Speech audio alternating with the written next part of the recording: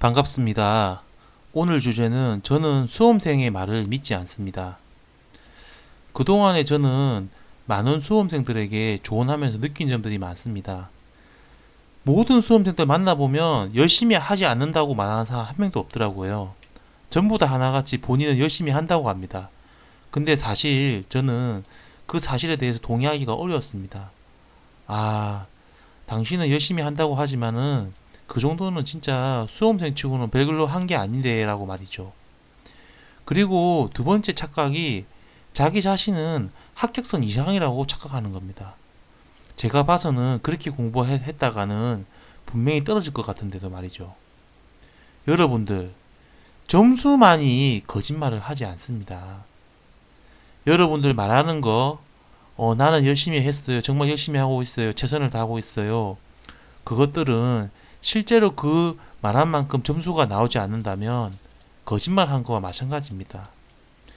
점수만이 거짓말이 하지 않습니다. 특히나 작년 소방직 기출문제 풀었는데 몇 점 나왔더라. 이거 신뢰할 수 없는 말입니다. 왜? 소방직 시험은 쉽거든요. 어제 유튜브 댓글 중에 뭐 18년도 기출문제 풀어보니까 뭐 80점 나왔는데 19년도 기출문제 풀어보니까 뭐 50점 나왔다는 글이 있더라고요. 예, 그럴 수 있습니다. 왜냐하면 소방직 기출문제가 정말 쉬웠다가 조금 쉬웠다가 너무 쉬웠다가 막 이렇게 왔다 갔다 하거든요. 근데 기본적으로 쉽습니다. 그래서 본인 실력이 정말 보잘것없는데도 뻥튀기해서 점수 나오는 경우 있습니다. 여러분들 일반직 점수 기준으로 하시는 게 가장 어떻게 보면 정확합니다. 그나마 난이도가 있는 게 일반직 시험이거든요. 여러분들 그러면 뭐 열심히 하는 것도 아니고 만약에 본인이 합격한다고 착각하는 사람들에게 어떻게 해야 되는지 조언을 한번 해보겠습니다. 지금 한 5일 정도 남았죠. 예, 35일 정도 남았다고 칩시다. 여러분들 밥 먹는 시간에도 공부하십시오. 예, 밥 먹을 때도 옆에 책을 펴놓고 공부를 하는 겁니다. 예, 밥 먹는 시간 한 20분 정도 되는데 20분 정도 있으면 표 한 개 정도는 외울 수 있습니다. 그리고 자는 시간에는 잠만 주무십시오. 자기 전에 핸드폰 쳐다보지 마십시오. 제발. 자기 인생에 걸린 시험입니다. 핸드폰 보면서 그날 공부했던 거 다 까먹고 리셋해서 자는 셈입니다. 핸드폰을 하는 순간 공부했던 거 날아간다고 보시면 됩니다. 공부하는 시간에는 공부만 하십시오. 공부하다가 제발 핸드폰 켜지 마십시오. 여러분, 핸드폰은 독입니다. 수험생에게. 그리고 친구 만나지 마십시오. 밥 먹고 자고 공부하는 거, 그 외에 아무것도 하면 안 됩니다. 네. 어느 정도 공부하면 합격할 수 있냐? 오늘이 무슨 요일인지 모를 정도로 공부하십시오. 예. 지금 30일이면 가능하냐고 물어보시는 분들 있죠. 저는 30일 정도면 평균 5점 정도는 올릴 수 있다고 생각합니다.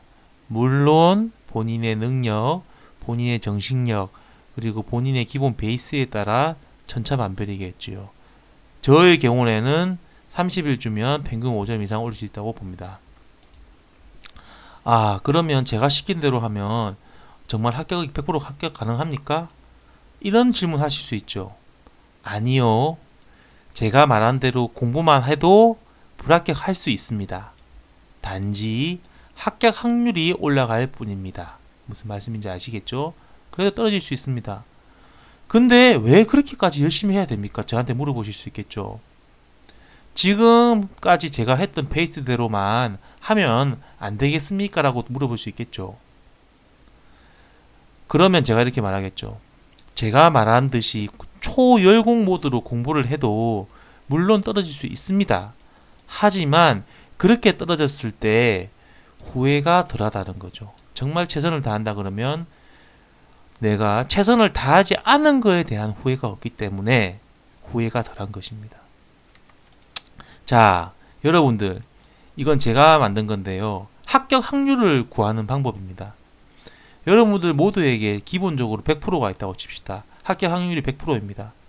근데 지금부터 제가 해당되는 내용에 하나가 해당될 때마다 마이너스 1%를 빼면 됩니다. 그런데 만약에 그 해당되는 내용을 내가 계속 반복해서 많이 한다고 보면 마이너스 1%가 아니라 최대 마이너스 5%까지 감소할 수 있다고 볼 수 있는 겁니다. 예를 들어 친구를 만난다. 그러면 내가 100% 합격 가능성에서 마이너스 1%를 한다는 겁니다. 근데 나는 한 일주일에 두세 번 친구를 만난다. 한 달에 뭐 8, 9번 만난다. 그러면 마이너스를 5%를 빼는 거죠. 이런 식으로 하면 해서 마지막에 남는 퍼센테이지가 자기가 합격할 확률인 겁니다.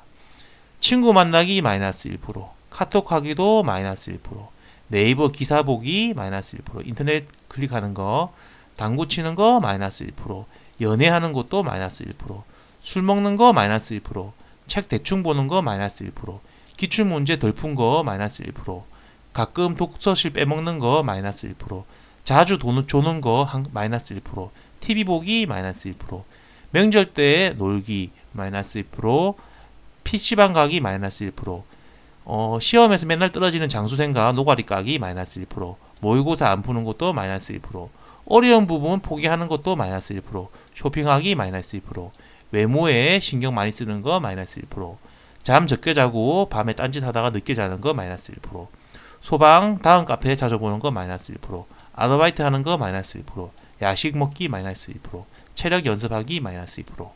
예, 이렇게 하면 뭐 100%에서 뭐 자꾸 이제 뭐 1%씩 빠지겠죠. 뭐 마이너스 2% 될 수도 있고 많이 잘못했으면 그러다 보면 이제 마지막에 뭐 40%될 수도 있고 20%될 수도 있는 거죠. 제로가 될 수도 있는 거고요. 그렇게 계산하면 됩니다. 예.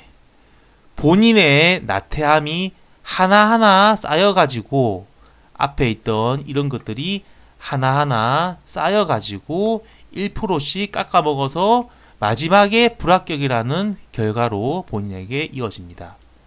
제가 내리는 결론은 물론 잘하려고 하는 것도 중요하지만 잘하려고 하지 말고 제가 앞에서 언급됐던 그런 예시들, 잘못된 예시, 즉 시험에 마이너스 되는 그런 요인들을 하나하나 없애가야지만이 합격하는 결실로 이어집니다. 여러분.